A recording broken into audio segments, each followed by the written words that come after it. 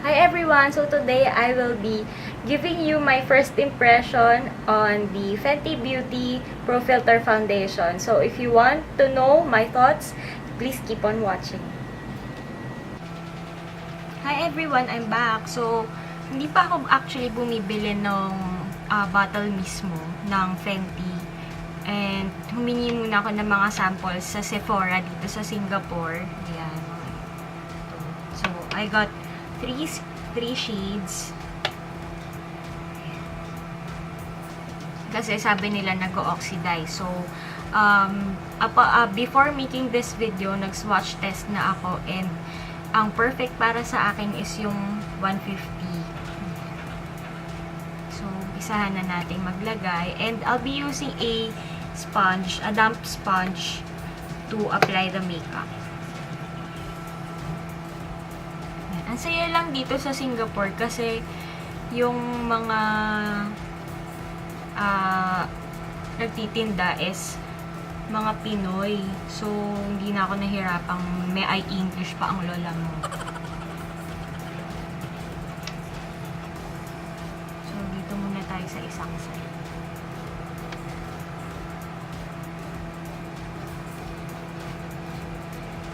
Then, blend.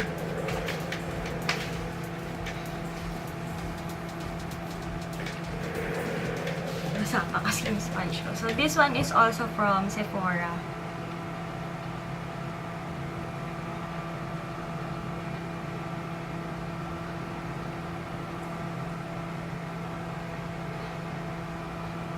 Kasi ang mahal nung beauty blender. Kaya, eto lang ang kinaya ng powers ko.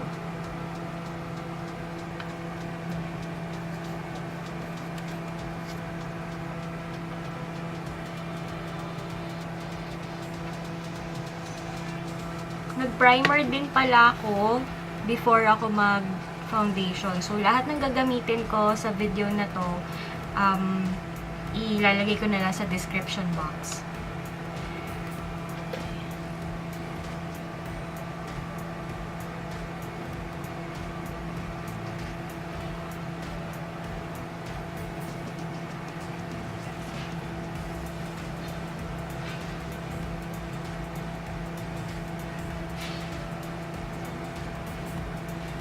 Sorry guys, hindi ako nagsasalita kasi pag nag-blend talaga ako, concentrated ang lola niya. Madali siyang mag-set. And matte finish. Agad-agad. Si Rihanna. Mamadali si ate girl Rihanna. Ang skin type ko din is combination to acne prone.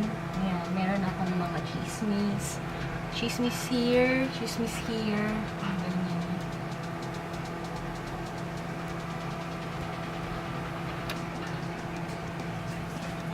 Talagang kinapalan ko na yung mukha kong humingi talaga ng sample kasi mahal-mahal nito. $50 siya dito sa Singapore and sayang naman kung hindi ko din pala siya magugustuhan, di ba? Hindi yayamanin ng lola mo.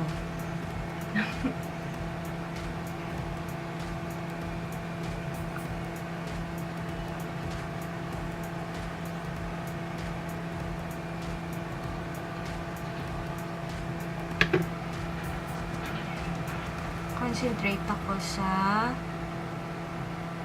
mga chismis. Ito na-cover na niya agad-agad eh. Chismis siya. Mga spots lang. Here and there and everywhere.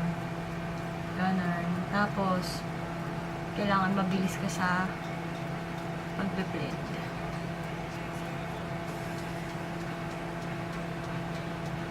Cause Rihanna ain't waiting for you.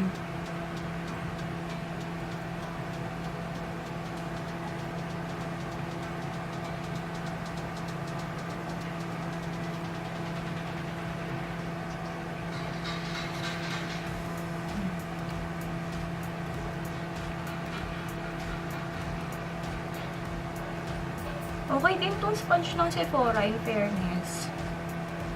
May lambot, pero malambot, pero may firmness pa din. Na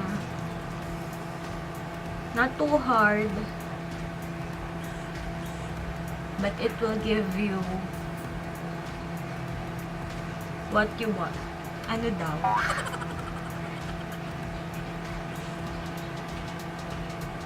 Siguro mas matigas lang to ng onti sa beauty blender. But overall, okay naman siya. This is half the price of beauty blender. Sa Sephora, beauty blender is $32 each. This one is $15 lang.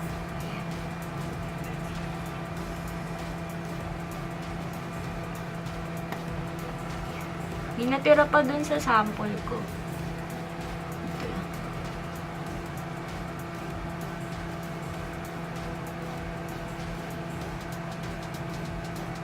So, dalawang side yung sponge. This one is for blending and this one is for ano to? Para dun sa mga tight spots.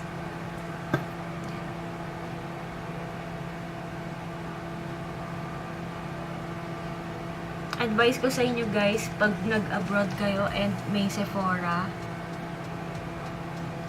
push nyo na yung humingi ng sample. Huwag kayong humingi ng sample kasi mas okay nang humingi ng sample kesa naman bumili kayo ng mamahaling makeup tapos pagsisihan ninyo dahil hindi ninyo pala nagustuhan or nagkaroon kayo allergic reactions or hindi nyo kakulay yung shade na nakuha ninyo. Ayan. Dami ko actually. Meron pa ako ditong Benefit Hello Happy na sample. Dapat pala hindi na lang ako nagdala ng makeup. Ayan. So, this one again is $150.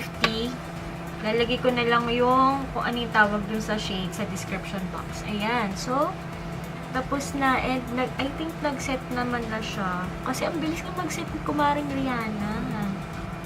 Ayan. Takpan ko pa ng onti itong may chismis ako over here. Yung sample niya para sa laki ng mukha, sa shape ng mukha ko, kaya hanggang tatlong gamit. Oh, diba? Biglang nawala na yung chismis. Kamusta naman? Here and there.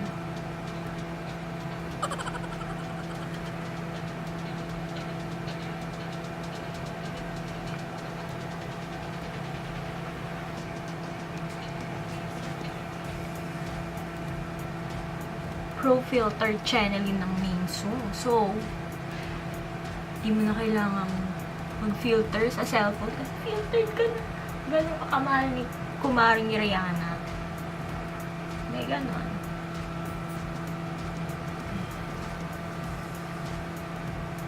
Blended na siya. This one is medium to full coverage daw. And for me, naipush naman yung medium coverage. Although may nakikita pa rin akong mga mark sa mukha ko. Naipush na yung medium coverage. Ayoko naman ng everyday full coverage. Tapos hindi siya madikit sa mukha. Ganun. Saka pawisin ako. Kaya may testing talaga natin siya. Kung pwede ba siya sa init ng Pilipinas, ganyan. Actually, mas mainit nga dito sa Singapore eh.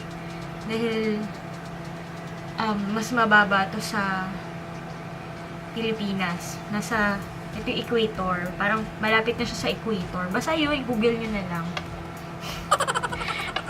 Ayan. So, papakita ko sa inyo yung look sa natural lighting. Kasi ano lang ako ngayon eh. Naka beauty light. Ganda niya sa mukha, hindi siya madikit. Unlike yung, meron kasi ako ng Estee Lauder Double Wear Foundation. Yun kasi, after mo siyang i-apply, may matte finish, but medyo madikit pa siya or medyo may tackiness. This one, wala. Although, as in lahat ng products na ginamit ko, aside sa foundation, similar lang sa kung ano yung ginagamit ko during ng mga events or pag nagme-makeup ako. Yun lang din kasi iisa lang yung mga gamit ko. Wala, kumbaga pag bumili ako ng primer, isang primer lang yan hanggang sa maubos. Ganyan. Foundation lang ang naiiba. So, tingnan na natin sa natural lighting.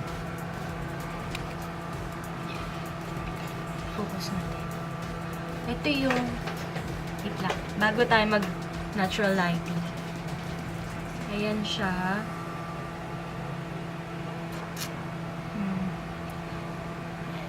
Parang hindi ko na rin kailangan ng concealer.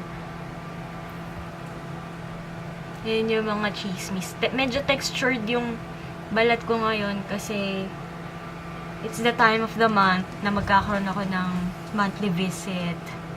You know. Ayan. So, tingnan na natin sa natural lighting. Ayan. So, ito yung sa natural lighting niya.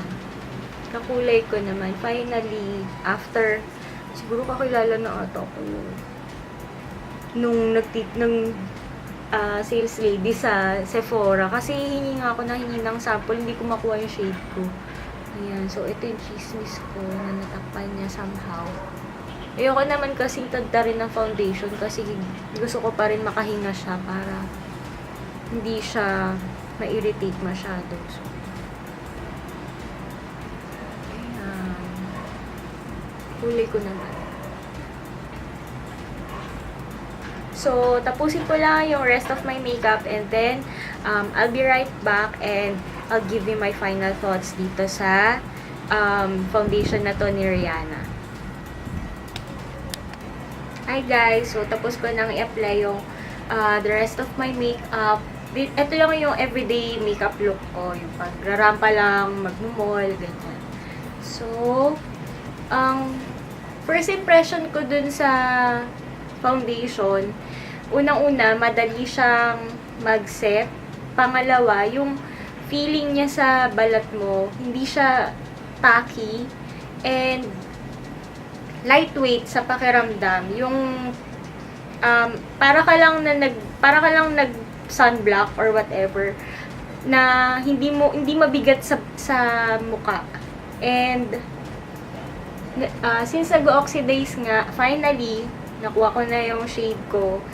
And, yung suggestion ko sa inyo na kumuha muna kayo ng samples kung kaya ninyo or pag nasa ibang bansa kayo, i-maximize ninyo yung experience ninyo abroad and visit kayo sa mga Sephora stores para makakuha kayo ng sample before buying kasi mahal siya. Pero, for me, worth it naman yung price niya for 50 Singapore dollars or sa Philippines kasi it's 1,950. And hindi siya overly matte pag nag-set sa mukha mo kasi hindi ako nag-highlight talaga. Pero may nakikita ko na parang may shine dito. Aside sa blush and contour, yun.